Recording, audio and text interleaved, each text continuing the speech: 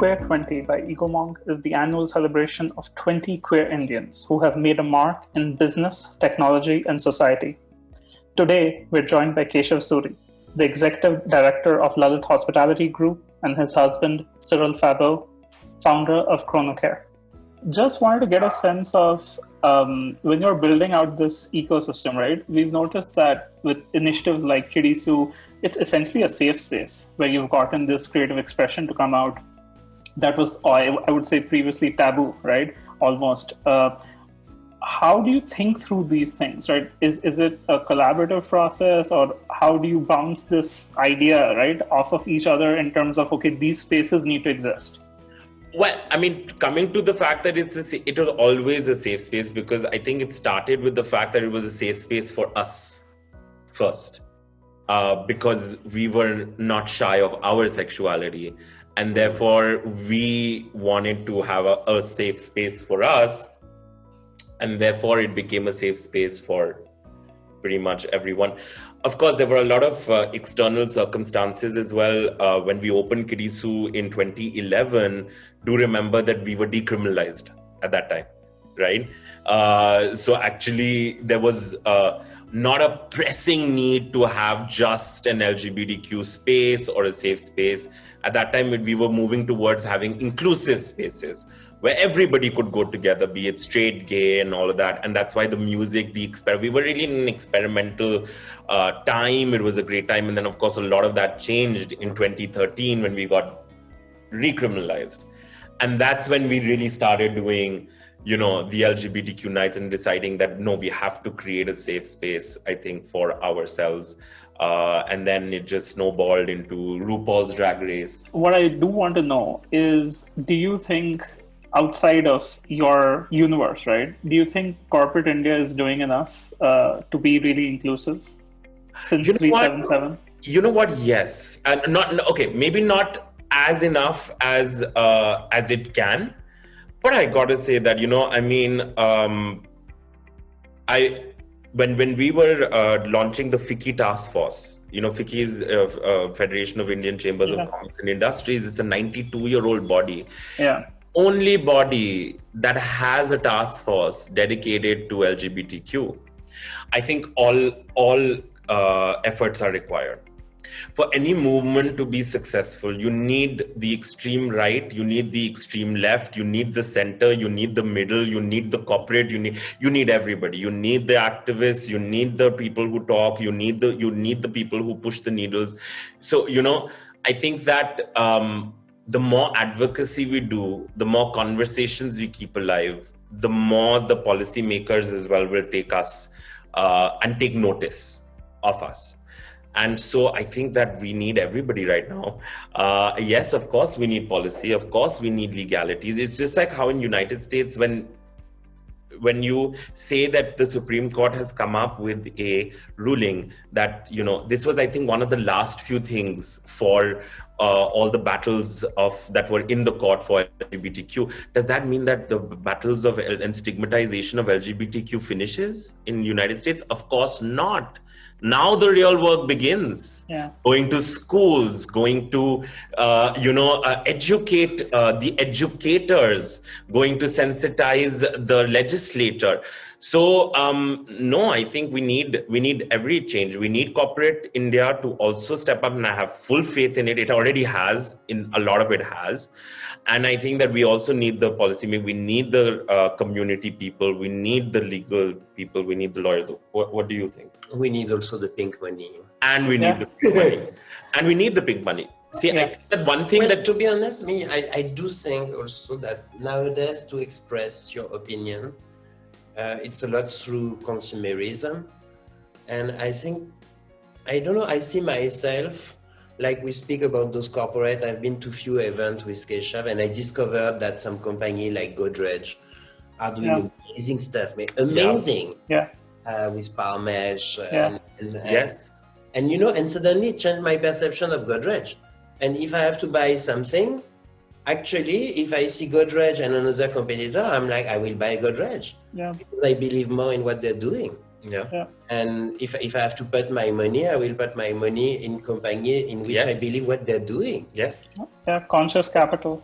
Yes, Completely. and I think that this pandemic will teach us that also. I think that, you know, after all of this is this post-COVID world, you know, which will take a time to reach, you will also be, you know, which companies have been in the news that have really put their... And that also, a lot of companies, yes, of course, like even those companies of fast fashion, doing million by doing their factory crumbling in Bangladesh. I mean, what the hell is this? And I think people at some point, they're like, okay, this is bad. This is bad. But when suddenly everything is at stop, you realize that first you did not need those 100 things, and that probably behind those 100 things, there's a lot of suffering and there's a lot of there's a social consequence. If you have to buy something from a company that is actually, if a company is not inclusive or homophobic or some, I don't know what twisted corporate could be there, I would never put my money there. And I don't want to encourage that in any ways. I really do think that now we need accomplices. We need people to actually march with us, to like, share, subscribe, to buy, to be conscious of where they are consuming, how they are consuming, to be also conscious of of just the ecosystem that builds this community. So this actually lends perfectly into like a big piece that I wanted to express, especially between you two, right? Which is privilege. I think you do occupy some privilege that you've inherited and accumulated, right, through the work you do, and it's also part of who you are. So I want to just understand, how do you process that piece, right, when it comes to queerness in general, and also because I sense a deep sense of responsibility that both of you have to the wider community. You know that you have a passion to serve, you want to help other people, and it comes really deeply ingrained in you. So how do you process this privilege piece, and how do you process this giving piece? I'm going to go on this one, if you permit me. So I think that, we can never be constantly, how do I phrase it? The privilege that we were both born into, and there's a whole bunch of privileges that we have. I think that it's important for us to take cognizance of the people who do have that privilege, to be able to vastly make a difference to the ones who do not have that privilege. And I think that's one of the reasons why we together filed the writ petition in the Supreme Court for decriminalization. This is one of the reasons why we went together and did a lot when it came to employment, when it came to the community, when it came to Kirisu, when it came to his own business, Chronocare, especially between the vulnerable communities within our sub-communities, which could be the trans community, the various sub-minorities that we have in our community. And now, all the more, with the whole pandemic that's going on, how we realize that it's so important for all of us to have had equal rights. And I wish we move now, and this has lit a fire in our ass, to move towards further equality, for us to be able to have the same rights as heterosexual people, because all the more concerns on whether or not are we considered partners when a person goes to the hospital, when there is Mediclaim insurance, if there is insurance. And so all these questions and all these conversations on privileges has to be taken notice of. And I think that it's important for the ones who do have that privilege to be able to, is it enough? Is it ever going to be enough? No, I can't answer that. But what I can say is that we are committed, both of us, to making sure that whatever platforms we use it not only whilst checking our own privilege, but also making sure that we take full note of the fact that others are not as privileged as us, especially when it comes to all that, our struggles, and compared to everyone else's struggles. But at the same time, not to have the complex of a savior, because neither one of us are saviors. Yeah. right? So that was the reason why I even did the foundation, was to embrace, empower, and mainstream the community.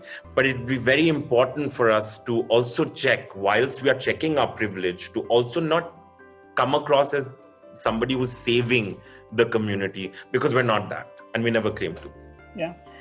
I think recognition of our own flaws makes us more human. I think that humanity is something that I think both of you have managed to retain. So I'm really glad for that, and I hope you keep at it.